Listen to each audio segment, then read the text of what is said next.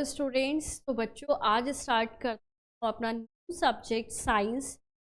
Science की जो आपकी बुक है फंडामेंटल ऑफ साइंस, जो कि लिखी है भावना गुप्ता एंड मानसी यादव ने, और आपका पब्लिकेशन है Ajanta books international private limited. तो चलिए बच्चों स्टार्ट करते हैं साइंस का फर्स्ट चैप्टर जो कि है फूड एंड हेल्थ। चलिए बच्चों स्टार्ट करते हैं। Look at the pictures given below. Write P for things obtained from the plants and A for things obtained from the animal boxes. तो बच्चों ये आपको खुद करना है, ये मैं नहीं बताऊंगी, आपको खुद करना है कि आपको P लिखना है जो भी प्लांट से ऑब्टेन हुआ है इनमें से फूड, और A लिखना है जो भी एनिमल से ऑब्टेन हुआ है इसमें से फूड। ठीक है, चलिए चैप्टर स्टार्ट। और आफ्टर दी चैप्टर, जब आप चैप्टर पढ़ लेंगे तो आप इजी से क्या कर पाएंगे, आइडेंटिफाई कर पाएंगे। We obtain our food from plants and animal. तो हम अपना जो खाना दो लोगों से लेते हैं, प्लांट से और animal.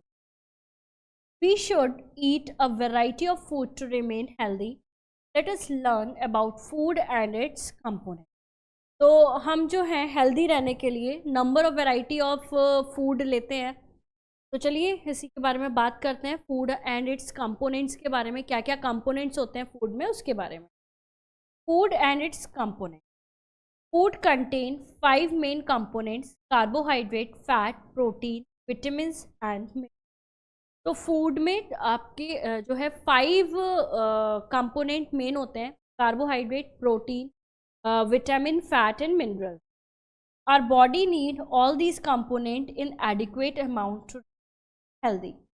The source and function of the 5 main component of food are listed in table given on page. तो ये 5 जो कंपोनेंट हैं ये हमारी बॉडी को एडिक्वेट अमाउंट में चाहिए होते हैं डेली। ठीक है, प्रॉपर एक बैलेंस अमाउंट में चाहिए होते हैं पांचों कंपोनेंट जो हैं। अब हम ये देखेंगे कि ये जो कंपोनेंट हैं ये हमें किसके मिल जाते हैं। तो जैसे कि सबसे पहले अगर हम बात करें कार्बोहाइड्रेट, कार्बोहाइड्रेट क्या करता है, हमारी बॉडी को एनर्जी प्रोवाइड कराता है, जो कि हमें किससे मिलता है, ब्रेड से, राइस से, व्हीट से, fruit, sugar, potato and corn. जिसमें स्टार्च बेस होता है ना, उसमें कार्बोहाइड्रेट मिलता ही मिलता है। नेक्स्ट हम बात करेंगे फैट्स की। फैट्स क्या करता है, फैट्स भी प्रोवाइड कराता है एनर्जी टू बॉडी, और दूसरा जो है ये बहुत ज़्यादा एनर्जी प्रोवाइड कराता है ना, इसे जो है बॉडी का मेन एनर्जी प्रोवाइडर भी कहते हैं। Meat, vegetable oil, milk, butter, cheese, ghee, cream, dry fruits, तो जितनी भी ऑयली चीज़ होती हैं, जितनी भी फैटी चीज़, सारा फैट होता है। Proteins essential for growth and muscle. तो बॉडी बिल्डिंग का जो काम करता है वो प्रोटीन करता है, हेयर, नेल्स, आपकी स्किन, तो ये सारी चीज़ें जो है प्रोटीन देखता है। ये मिलता है चिकन, फिश, एग, मिल्क, चीज़, पल्सेस, सोयाबीन। ये पल्सेस दाल, सोयाबीन, मिल्क, सब में मेनली प्रोटीन हो। विटामिन्स की बात करें तो ये बहुत स्मॉल अमाउंट में चाहिए होती है और नॉर्मल फंक्शनिंग हमारी बॉडी के लिए रिस्पॉन्सिबल। जैसे कि विटामिन की बात करें तो fruits, green leaves, vegetables, eggs and fish, इन सब में विटामिन हमें मिल जाते हैं। Minerals, iron, calcium, iodine and phosphorus are some important minerals required by our body. तो कुछ मिनरल्स हैं जो कि आयरन, कैल्शियम, आयोडीन, फॉस्फोरस हैं जो कि हमारी बॉडी को नीड होती है इनकी। Help in keeping our body healthy by strengthening the bones and maintaining normal heart beat. तो ये हेल्प करती है हमारी बॉडी को हेल्दी रखने में, स्ट्रेंथिंग मतलब ताकतवर बनाने में बोन्स को, और नॉर्मल हार्ट बीट मेंटेन करके रखने में। Lack of calcium is the diet makes the bone weaks. और अगर आप ऐसा खाना खा रहे हैं जिसमें कैल्शियम कम है, कैल्शियम नहीं है, तो वो आपकी बोन्स को वीक भी कर सकते। तो ये किससे मिलता है, fruits, vegetable, milk and egg, इससे हमें मिनरल्स मिलते। वाटर एंड रगेज, इनके अलावा भी 2 चीज़ें और इम्पॉर्टेंट होती हैं, water and roughage. Along with these 5 main components of food, our food body also need adequate amount of water and ruggage. Ruggage क्या होता है? Ruggage is the undigested part of the plant food. It help in moving the food easily through our digestive system and in proper removal of waste from our body. Corn and cabbage are some good source of ruggage. तो ये जो है water तो important होता ही है, water body में बहुत ज़्यादा रिक्वायरमेंट भी लेता है, आपको प्रॉपर वाटर लेते रहना चाहिए.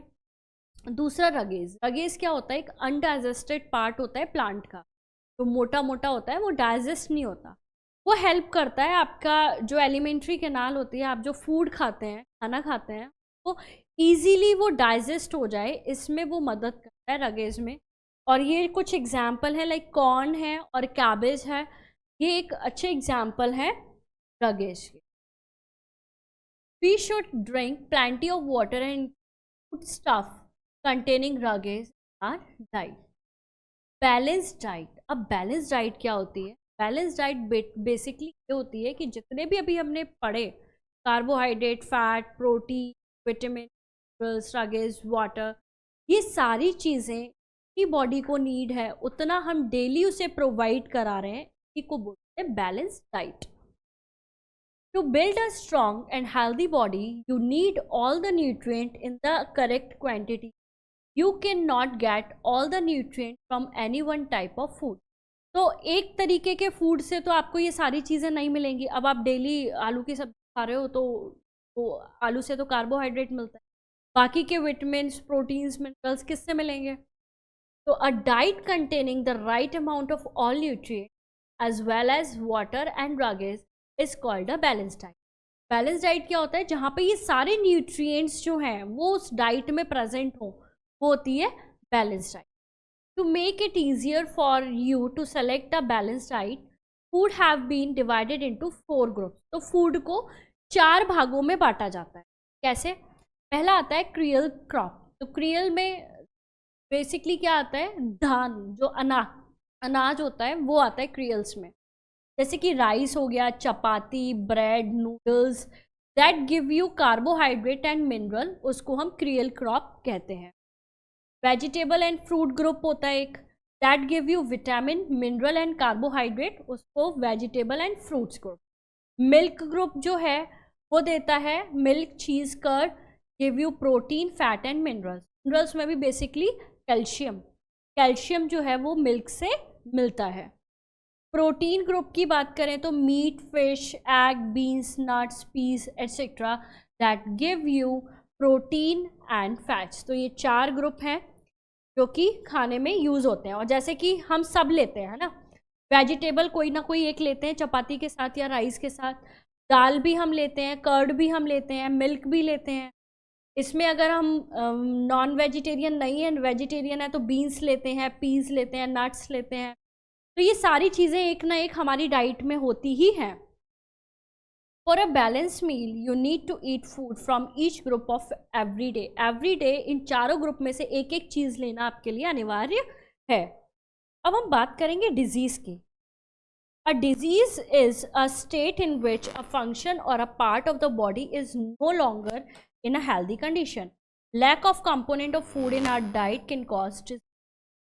जो डिजीज़ होती है वो जब नॉर्मल बॉडी फंक्शन नहीं करती है या बॉडी हेल्दी नहीं है तो डिजीज़ हो सकता है. और अगर आप इन कंपोनेंट्स में से इन न्यूट्रिएंट्स में से कुछ भी लैक कर रहे हैं एक लंबे समय के लिए, तो वो भी जो है डिजीज़ कॉज कर सकता है. However disease can also occur due to other reason. General disease are of 2 type. तो डिजीज़ 2 तरीके के होते हैं, एक होते हैं नॉन कम्युनिकेबल और एक होते हैं कम्युनिकेबल. नॉन कम्युनिकेबल डिजीज़ क्या होते हैं? The disease that can not be transmitted from one person to another are known as non communicable disease. तो नॉन कम्युनिकेबल डिजीज़ वो होते हैं जो एक से दूसरे को नहीं होते. ऐसा नहीं है कि मैं बीमार हूँ, अगर आप मेरे टच में आए तो आप भी बीमार हो गए, ऐसा नहीं होगा. मेरी बीमारी मेरे तक ही सीमित रहेगी. ये होती है non communicable disease. For example anaemia, scurvy, rickets, goitre, beri and night blindness. Anaemia खून की कमी होता है, स्कर्वी रोग होता है, रिकेट्स जो है हाथ पैर मुड़ जाते हैं, गोइटर होता है। तो ये डिफरेंट टाइप के हैं जो कि नॉन कम्युनिकेबल डिजीज हैं।